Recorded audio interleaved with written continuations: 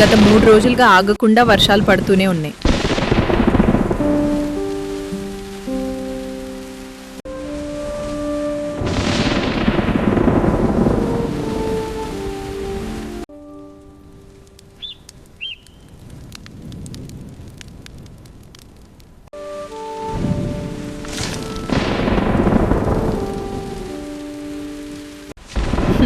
చూడండి మా పాప చేసే అల్లరి.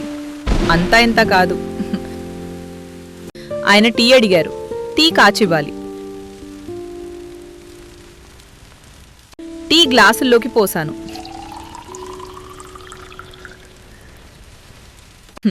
పక్కింటి అబ్బాయి కూడా వచ్చాడు. వాడికి కూడా టీ ఇచ్చాను.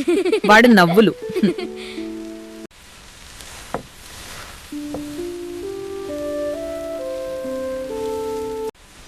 ఇంట్లో కూరగాయలేమీ లేవు. బెండకాయలు మాత్రమే ఉన్నాయి.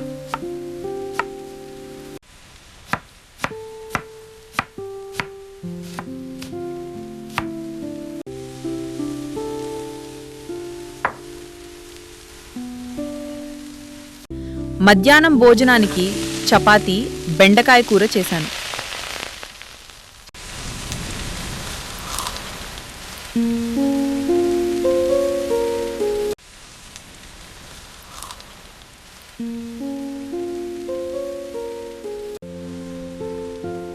అందరం శుభ్రంగా భోజనాలు చేశాం.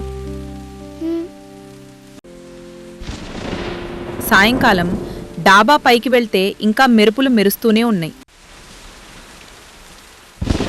మెరుపుల శబ్దానికి మా పాప భయపడింది. నేను పాపను దగ్గరికి తీసుకున్నాను.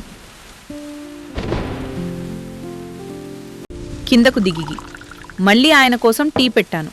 పంచదార సరిపోయిందా?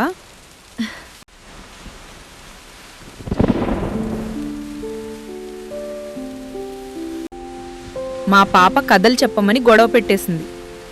మా వారు కథలు చెప్తుంటే పాపతో పాటు నేను పడుకుండిపోయాను.